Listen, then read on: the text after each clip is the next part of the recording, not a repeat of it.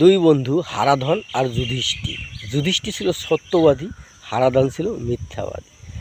এখন যুধিষ্ঠির একটা মেয়ের সঙ্গে সম্পর্ক করত, কিন্তু ওই হারাধনের কাছে বলেনি।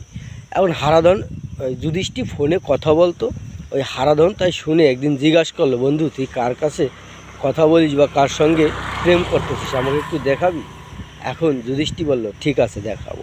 এখন যুধিষ্ঠির একদিন হারাধনকে নিয়ে ওখানে চলে গেল, ওর সঙ্গে পরিচয় করিয়ে দিল। পরিচয় করিয়ে দেওয়ার পরে ওই হারাধনের ওই মেয়েটাকে পছন্দ হয়েছে। এখন দেখুন পথের কাঁটা কীভাবে সরায়। যুধিষ্ঠিরকে নিয়ে একদিন ঘুরতে গেছে, ঘুরতে যাওয়ার পরে চলন্ত ট্রেন থেকে ধাক্কা দিয়ে ফেলে দিল। যুধিষ্ঠির ওখানে মারা গেল। এখন পরবর্তী অবস্থায় ওই হারাধন ওই মেয়েটার সঙ্গে সম্পর্ক শুরু করলো।